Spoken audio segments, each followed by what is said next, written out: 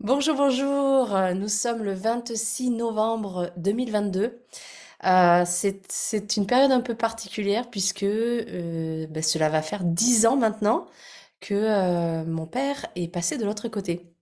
Et donc aujourd'hui, j'enregistre le chapitre 11 et le chapitre 12 de la partie 2.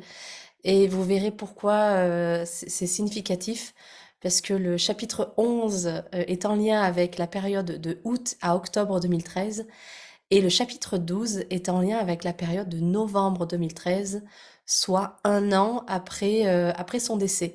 Donc je trouvais que c'était assez symbolique d'enregistrer le chapitre qui est en lien avec les un an, donc la fin du cycle de un an, le jour, enfin de 2, 3 jours après la fin des cycles de 10 ans. Voilà. Alors j'en dis pas plus pour l'instant. Je vous retrouve après le chapitre. Et donc on commence. Chapitre 11, août-octobre 2013. Tout est possible. Danser la vie et penser à lui.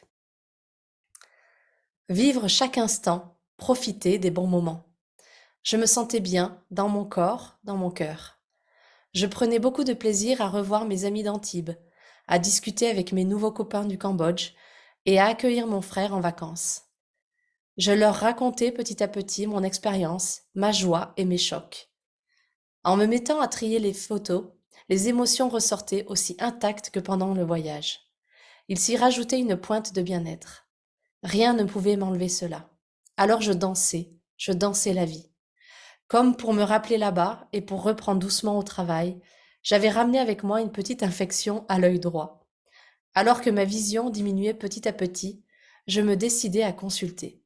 Je me rendais compte que je n'avais que 2 yeux et qu'il fallait donc en conséquence en prendre soin. Le temps de soigner ce petit souvenir de l'aventure, j'étais déjà en route pour les Alpes avec mon frère.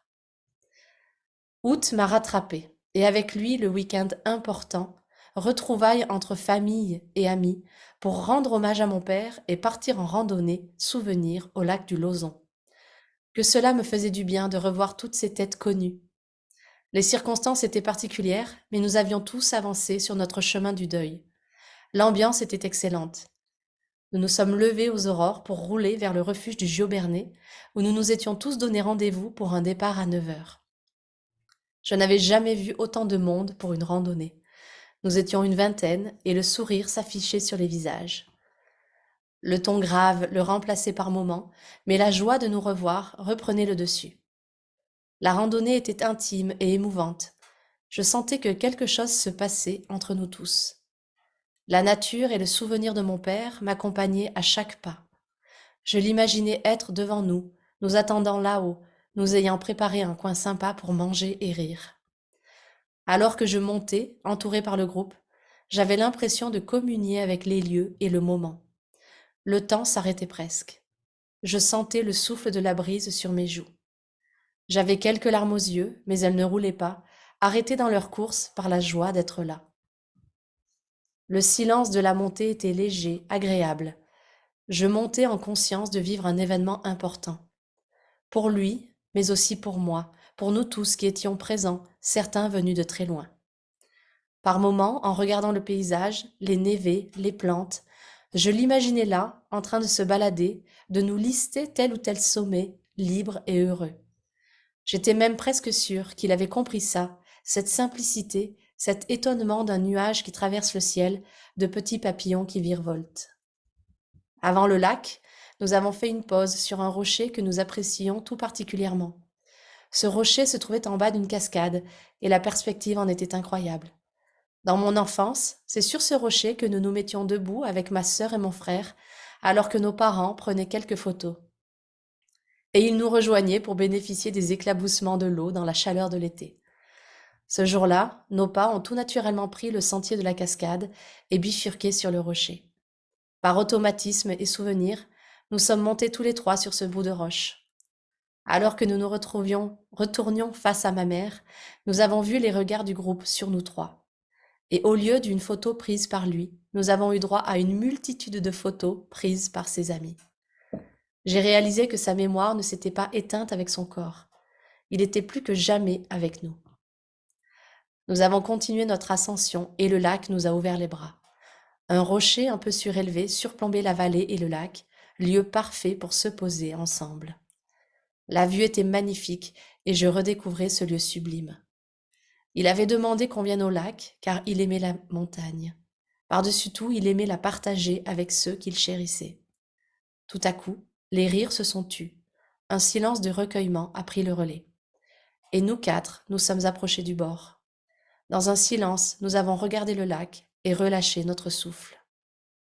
Puis un chant s'est frayé, un chemin dans nos cœurs. J'ai eu du mal à prononcer les paroles de ces cantos. Les larmes m'empêchaient de parler. Ma sœur était dans le même état. Un silence s'est fait, puis ma mère a relancé avec la montagne. Les embrassades, les rires ont clôturé cet instant d'éternité. La journée touchait à sa fin, nous sommes redescendus tranquillement. Je devais rentrer à Antibes le soir même car je travaillais le lendemain. Je n'avais pas envie de quitter cette ambiance, ce groupe, ma famille, la simplicité que j'avais reconnue pendant ces 2 jours et le vrai bonheur. La vérité, l'amour, l'amitié.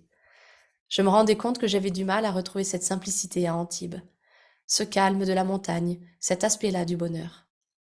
Évidemment que j'avais su trouver des amis véritables, mais il me manquait quelque chose. Alors que je roulais, le souvenir de cette journée tournait en boucle et un petit coup de blues est monté doucement. J'arrivais en milieu de soirée, déprimée.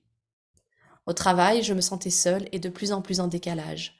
Je ne m'épanouissais plus et devais gérer les divers changements d'organisation. La pression augmentait et ma sérénité des semaines passées diminuait en conséquence. Alors que je rentrais chez moi, j'ai eu l'immense surprise de voir ma mère, ma sœur et mon frère devant la porte qui m'attendaient. Ils étaient descendus pour qu'on passe encore des moments ensemble.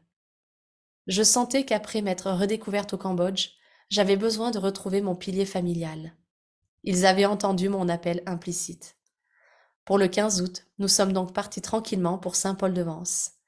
Cela faisait bizarre d'y être à 4. Je me remémorais les balades que j'avais faites quelques années auparavant sur ces mêmes voies avec lui.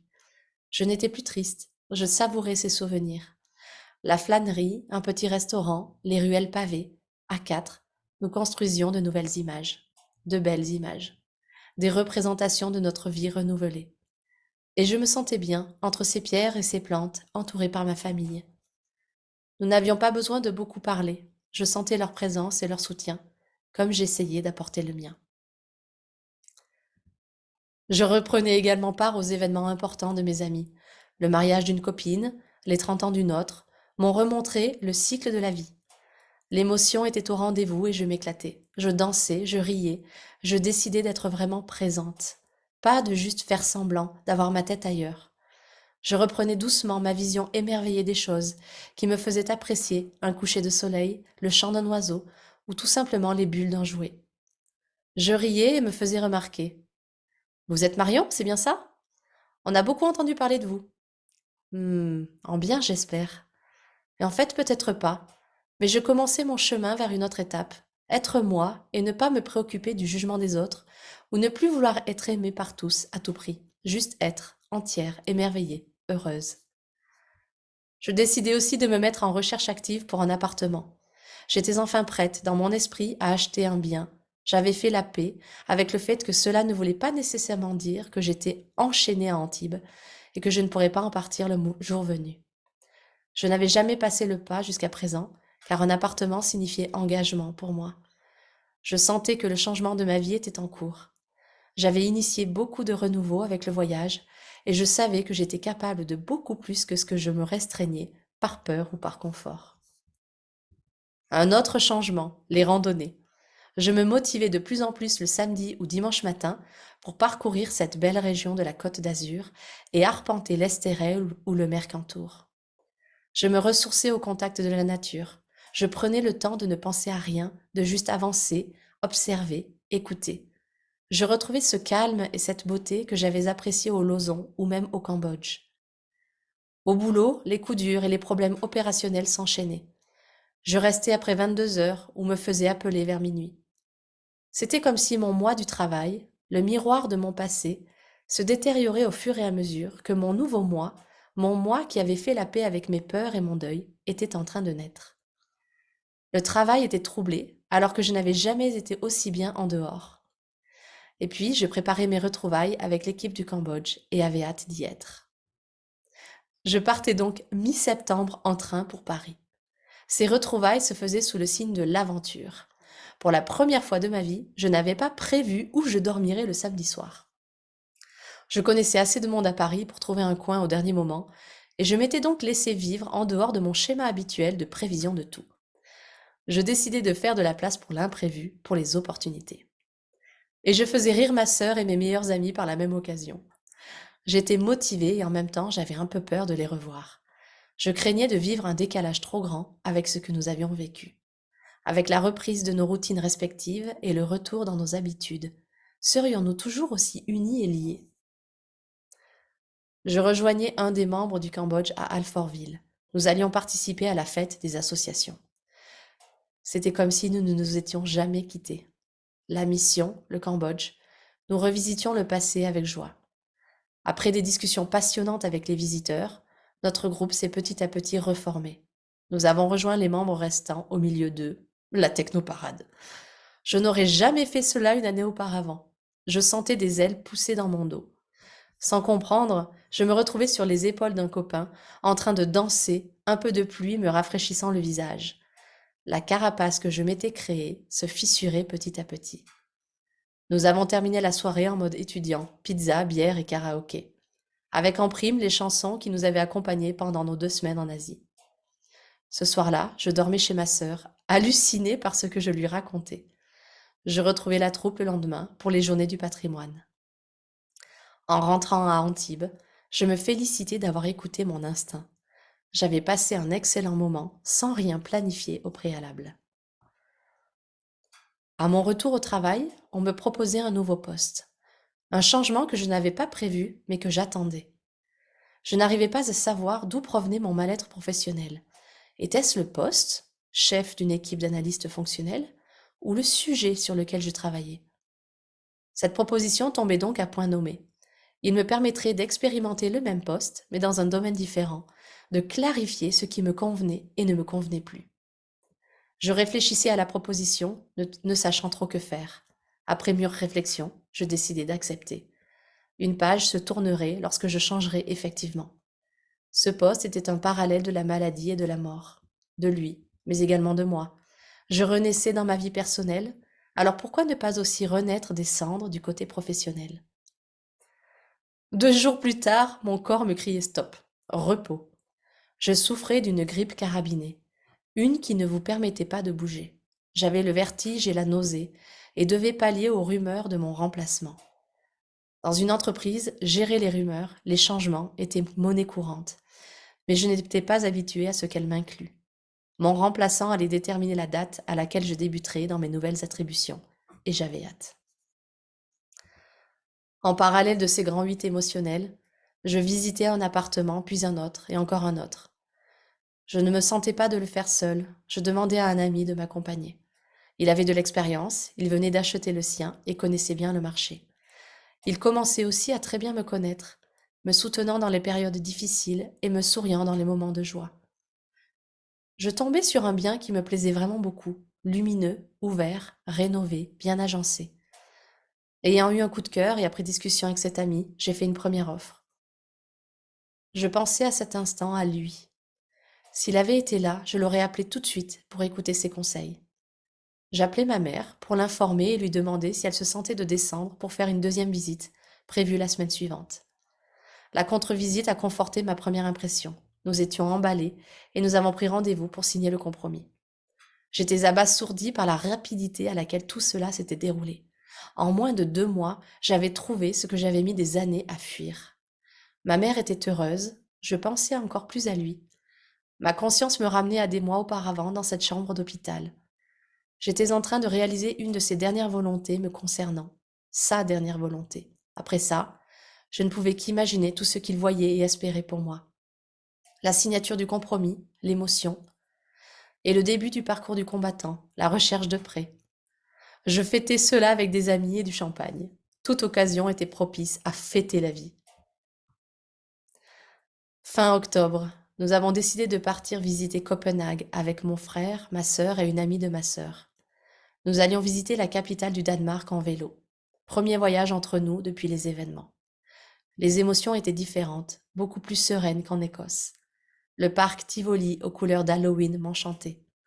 Je flânais, nous faisions quelques attractions, nous rions, doigts pointés vers certaines citrouilles et autres chaudrons fumants.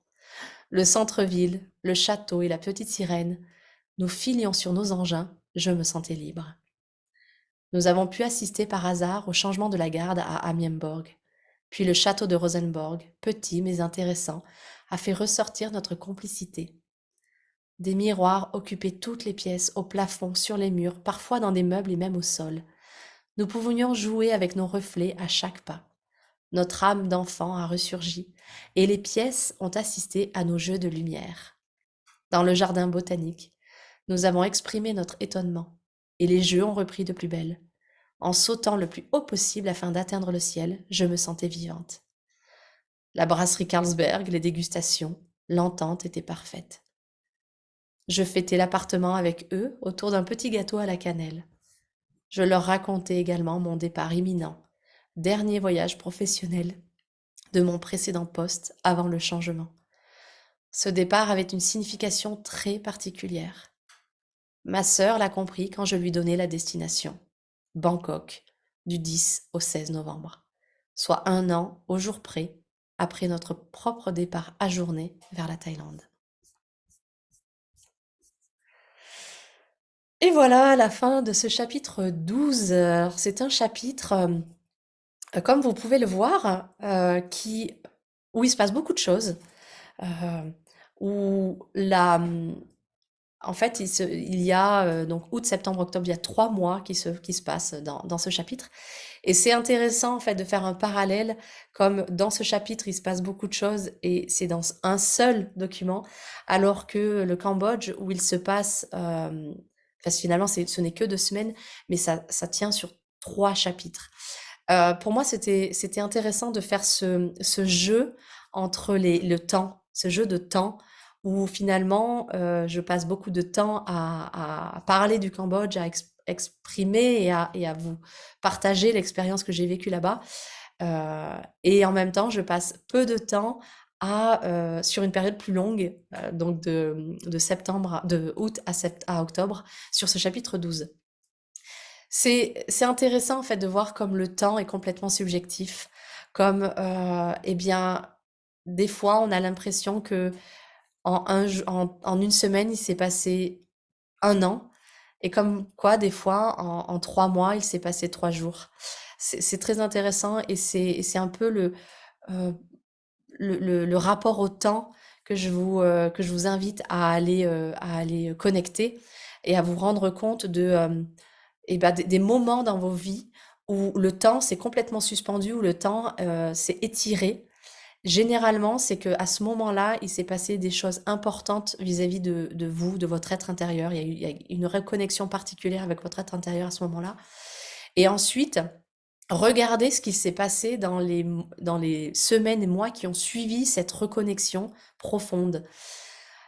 En tout cas de mon côté, c'est comme s'il y avait eu une accélération dans les changements, comme si le fait de se connecter profondément à qui j'étais, de me reconnecter pleinement à ça, m'avait donné l'impulsion pour engager et amener des changements hyper importants dans mon quotidien et dans ma vie derrière. Et donc c'est un peu comme si le temps s'était accéléré, que les changements s'étaient mis en place afin de me faire passer à un autre palier, à un autre niveau.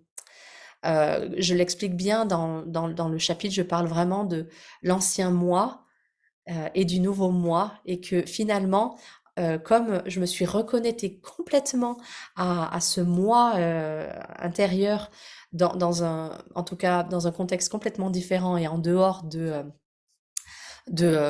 mon quotidien, à l'étranger, où voilà, je reconnecte pleinement à ça. J'ai pas de contraintes d'un point de vue mental.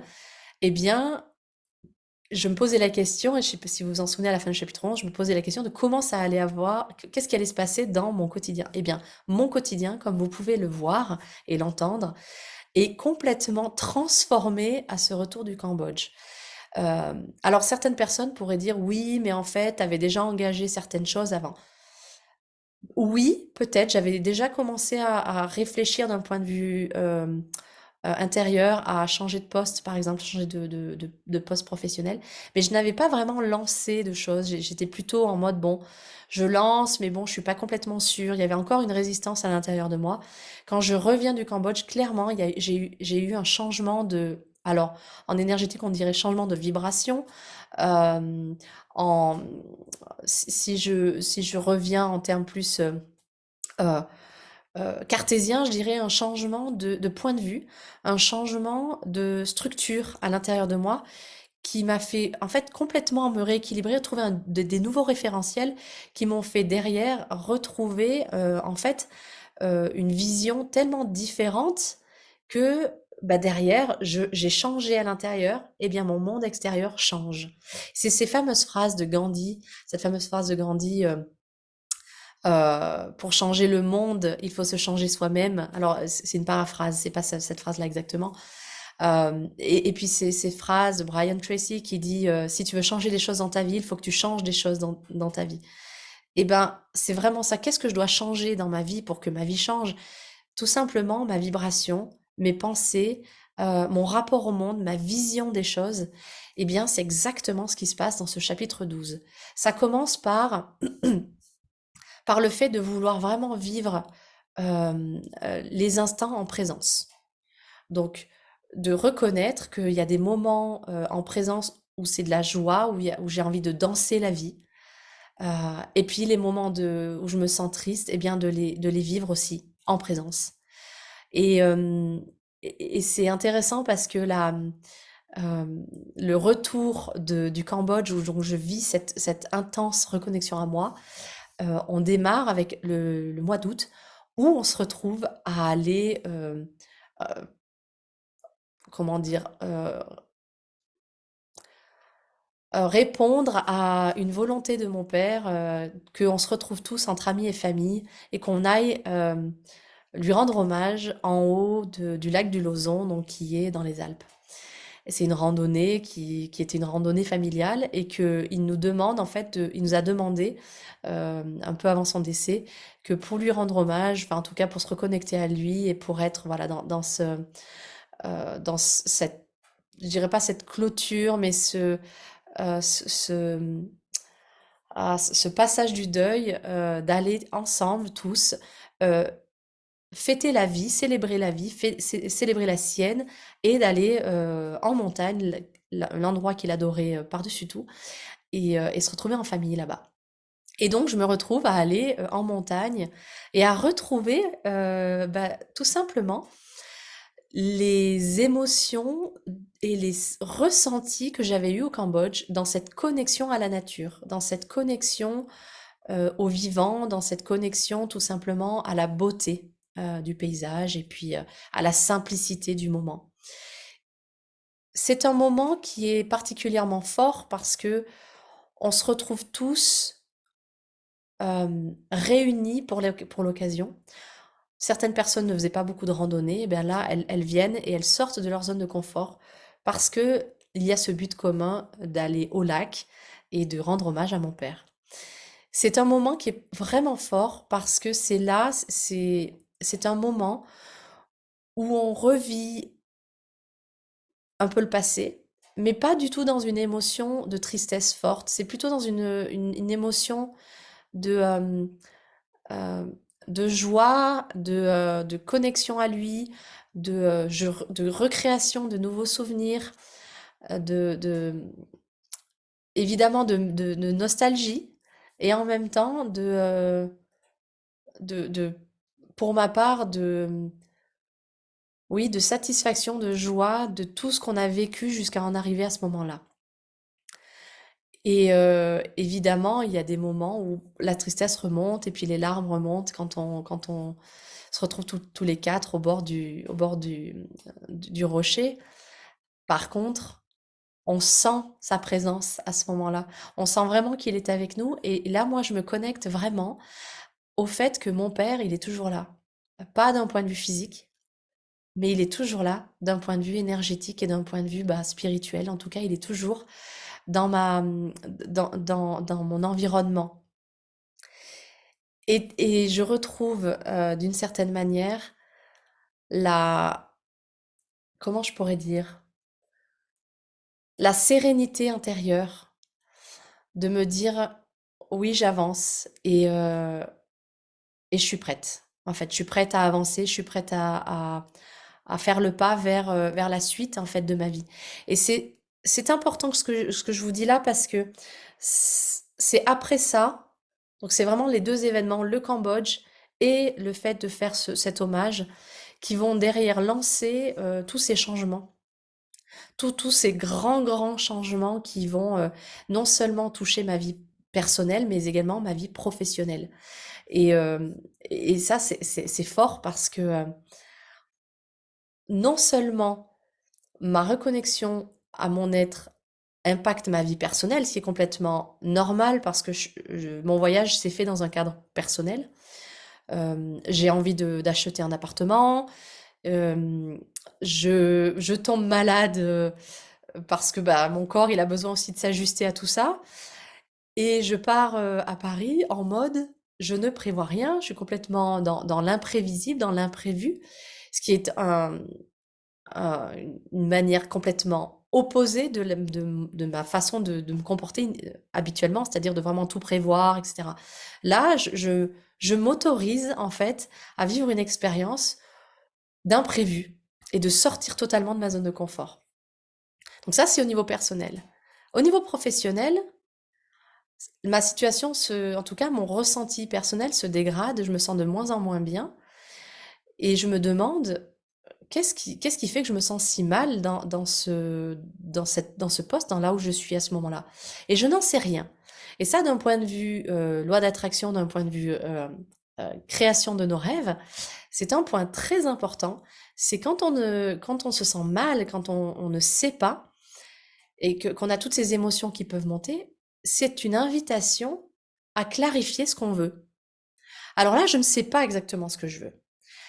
Eh bien, je sais que j'ai envie de changer quelque chose, en tout cas d'un point de vue professionnel. Je ne sais juste pas, est-ce que c'est mon poste, c'est-à-dire l'intitulé de mon poste qui ne me convient plus, ou est-ce que c'est le domaine d'activité dans lequel je suis qui ne me convient plus? Quand on est face à ce genre de questionnement où je ne sais pas, etc., est-ce que c'est l'un, est-ce que c'est l'autre? Bien, je vous invite à changer l'un des paramètres. Changer l'un des paramètres et puis aller voir, expérimenter, tester, et vous vous rendrez compte si c'était ça qui rendait l'inconfort ou qui faisait que ça, on se sentait pas bien, ou si c'est tout simplement, eh bien, qu'il y a un plus gros changement qui est nécessaire. Et c'est exactement ce que j'ai fait. On me propose un poste identique, mais dans un domaine différent, dans la même boîte. Ce qui fait que d'un point de vue, vous savez, d'un point de vue de la peur, du fait du changement, de sortir de sa zone de confort, je ne sors pas de ma zone de confort de manière brutale. J'ouvre ma zone de confort avec un inconfort supplémentaire qui est de changer de domaine d'activité. Donc, je ne connais pas ce domaine. Les personnes qui y travaillent, je ne les connais pas. Donc, j'ai un nouveau réseau professionnel à créer. Par contre, je suis quand même dans une bulle de confort puisque le poste, c'est le même et l'entreprise, c'est la même. Donc, j'ai quand même un confort dans cet inconfort. Et je trouve que c'est intéressant parce que vous allez voir que quand vous commencez à changer des petites choses d'un côté, ça crée un mouvement physique et puis même énergétique qui va générer des changements dans tout le reste. Pas nécessairement immédiatement, mais en tout cas, là, sur les 3 mois de l'histoire, le changement au niveau perso a engagé des changements au niveau professionnel qui ont également engagé des changements au niveau personnel avec la recherche d'appartements. C'est intéressant soyez attentifs à ces moments-là où vous sentez en fait enfin l'énergie du changement qui arrive. Et essayez de vous rappeler dans le passé, si vous n'avez pas eu des moments où le temps s'est justement étiré juste avant ça, quelque chose qui s'est passé dans votre quotidien, dans votre vie, qui vous a en fait reconnecté à quelque chose, qui a modifié votre état intérieur, qui a modifié votre rapport au monde, votre vision des choses, peut-être au niveau émotionnel, au niveau mental, au spirituel, et derrière, pouf, ce que ça a engendré. Et surtout, posez-vous la question, si vous avez senti le voile du changement qui arrive, enfin l'énergie du changement qui arrive, est-ce que vous vous êtes mis en mode résistance Ou est-ce que vous avez suivi le flot du changement? Ça, c'est intéressant à en prendre conscience parce que quand on commence à rentrer dans cette énergie du changement, plus on va résister à cette énergie du changement, plus ça va avoir des impacts sur notre état émotionnel et même potentiellement sur notre état physique. Donc voilà, soyez attentifs à ces moments-là. Quelque chose également que j'aborde dans ce chapitre, c'est un changement intérieur sur la découverte de ce qui me fait me sentir bien. Et ça également, c'est une invitation que je vous fais, d'identifier quelque chose qui vous fait du bien, qui vous permet de vous ressourcer. Ressourcer, c'est-à-dire revenir à la source de qui vous êtes. C'est très important ce mot ressourcer. Avec le Cambodge, avec la randonnée au lac du Lozon, je trouve quelque chose qui me ressource. C'est le rapport au paysage, le rapport aux grands espaces, une manière plus générale, les randonnées, la marche et puis le contact avec la nature. Et donc, c'est quelque chose que je n'avais pas spécialement dans ma vie. J'avais pas mis ça dans ma vie comme quelque chose euh, de récurrent. Le bien-être que ça m'a apporté était tellement fort que j'ai induit un changement dans ma vie personnelle de remettre les randonnées dans mon quotidien. Et donc au début, ça m'a demandé un tout petit effort pour me lever le matin, par exemple. Mais je savais que ce petit effort allait être grandement récompensé par le fait que j'allais me ressourcer. Et c'était des moments magnifiques parce que je partais seule régulièrement, alors des fois avec des amis, mais souvent seule, pour justement me reconnecter à moi, me ressourcer grâce à ce lieu, à cette activité, je dirais, qui me faisait me sentir bien. Donc, je vous invite vraiment à identifier ce qui vous met en joie, ce qui vous permet de vous sentir bien, une activité, quelque chose, danser, chanter, faire des jeux de société avec des amis, quelle que soit cette chose-là, identifiez-la et enfin et c'est identifier ce qui vous ressource, qui vous fait vous sentir apaisé, calme, serein, dans une connexion immense avec qui vous êtes et qui quand vous y pensez, ça vous fait vous sentir bien et quand vous y êtes, vous vous sentez dans un état de sérénité absolue. Identifiez ces moments-là parce que je suis absolument sûre que il y a au moins un moment comme ça dans votre vie qui et peut-être que vous en souvenez pas, mais si vous faites un tout petit peu l'effort d'aller rechercher en mémoire, ou en tout cas si vous ne cherchez pas en mémoire, de vous mettre en état un peu intuitif par l'intuition, de vous dire qu'est-ce qui me fait me sentir bien, à quel moment je me suis sentie serein, dans un état de en fait tout va bien, euh, je ne m'inquiète plus. À quel moment avez-vous ressenti ça? Et je vous invite à remettre ce genre de choses plus régulièrement dans votre vie.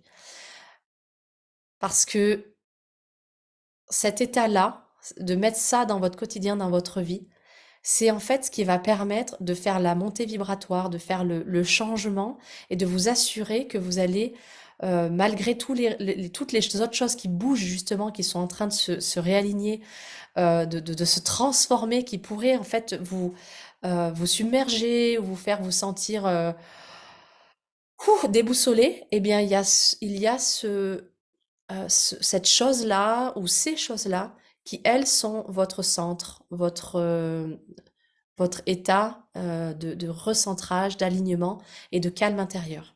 Et c'est très très important de l'identifier et de s'y connecter. Voilà, je ne vais pas passer plus de temps avec tout ça. Je, je voulais terminer cette explication un peu du chapitre 12 sur les signes de la vie. Encore une fois, je parle beaucoup des signes hein, dans mes retours, mais c'est tellement là, c'est tellement présent. Moi, je les voyais tellement pas il y a 10 ans, tous ces signes. Et pourtant, quand je regarde maintenant, eh bien, c'est tellement évident. En tout cas, celui-là de signe, je n'ai pas pu ne pas le voir. C'est que donc je change de poste au niveau professionnel. Et c'est c'est tellement magique. Si vous suivez le flow des choses, vous allez voir que la vie devient vraiment magique, pour nous permettre aussi des guérisons, en fait, pour nous permettre de fermer des cycles, pour nous permettre d'avancer et de passer à une autre version de nous, pour nous permettre d'être plus nous, en fait. Je change de poste et le dernier voyage professionnel du poste en question m'amène à aller à Bangkok du 10 au 16 novembre. Bangkok du 10 au 16 novembre, c'est-à-dire en Thaïlande, à la date exacte du 10 au 16, où je devais y aller avec ma sœur l'année d'avant, et où on a fait le choix de ne pas y aller pour aller, en fait, passer les derniers moments avec mon père à l'hôpital. Donc évidemment, ce signe-là, ce passage-là, il est, il est hyper significatif, et ça sera l'objet du chapitre 13, parce que je me retrouve donc un an après à aller dans le pays où j'étais censée aller. Intéressant. Je veux finir par une chose, c'est le fait que on évolue constamment et que je parle en fait du moi d'avant, du moi nouveau. En fait, tout ça d'un point de vue spirituel, mental, psychologique, c'est en fait le fait de revenir pleinement à qui on est. Parce qu'on s'est construit de manière inconsciente par l'éducation, que ce soit l'éducation dans la famille ou l'éducation à l'école ou l'éducation par la société, que ce soit par les médias ou par les lectures qu'on a faites. On s'est construit des comportements, des façons de se comporter, des façons de penser, des façons d'être, qui sont en général, on va dire, des masques ou des manières d'être qui sont basées sur des croyances un peu limitantes, on va dire ça comme ça. Et que finalement, tout le chemin que je vous propose et dont je vous parle, c'est un chemin de retour à soi, au vrai soi, au soi qui est décorrélé de tous ces masques qu'on s'est mis, de toutes ces protections qu'on se met, de toutes ces croyances inculquées, pour aller retrouver qui on est à l'intérieur, de quelles sont mes croyances soutenantes, qui suis-je, qu'ai-je envie de faire, quel est le sens que je veux donner à ma vie. Et c'est exactement en fait ce qui se passe dans tous ces chapitres et dans toute cette année qui suit le décès de mon père. C'est cette reconnexion au sens, à revenir à qui je suis. Et à un moment donné, j'exprime que je vais à un mariage et puis la personne me dit, bah, on a beaucoup entendu parler de vous. Et là, mon réflexe initial, c'est de me dire, bah, ah bon, mais en bien, j'espère. Parce que à ce moment-là, je me rends compte que j'ai un mécanisme, on pourrait dire un mécanisme de défense, un mécanisme, un comportement qui est que par-dessus tout, je veux être aimée ou être bien vue. Et donc, je vais établir dans ma vie et dans mes comportements des choses pour être sûre, pour faire en sorte d'être aimée. C'est-à-dire ne pas nécessairement dire ce que je pense, potentiellement aller à l'encontre de ce que à l'intérieur je sens n'est pas bon pour moi ou est bon pour moi, vouloir faire plaisir à tout prix à l'autre en me dénaturant. Tout ça, c'est un exemple de comportement, de protection pour répondre à un besoin ou en tout cas à une croyance et quelque chose qui est là. Et avec ce chapitre 12, je commence, en tout cas après le retour du Cambodge et puis le retour, l'hommage à mon père, je commence petit à petit à prendre conscience de ces mécanismes complètement automatiques, irrationnels, de protection. Je commence à en prendre petit à petit conscience et je décide petit à petit de, de les enlever, en tout cas de changer ces comportements-là, d'enlever les couches qui ne sont pas moi, le vrai moi, pas le moi. Certaines personnes en spiritualité disent le moi égotique.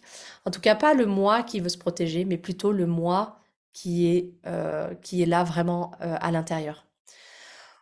Donc, pour terminer, tous les événements qui arrivent dans nos vies, toutes les situations qui se présentent à nos vies sont, il n'y en a pas une bonne ou une mauvaise, ce sont des situations qui nous montrent, en fait, qui permettent de nous montrer par miroir qui on est à l'intérieur. Et donc ça peut générer soit du je me sens bien, soit du je me sens mal. Et ce qui est intéressant, c'est d'aller voir bah, pourquoi, qu'est-ce qu'il y a derrière, et puis bon, tout simplement de prendre conscience à chaque instant de qui l'on est. Voilà, je vous souhaite une magnifique journée et puis je vais enregistrer de ce pas le chapitre 13. À bientôt.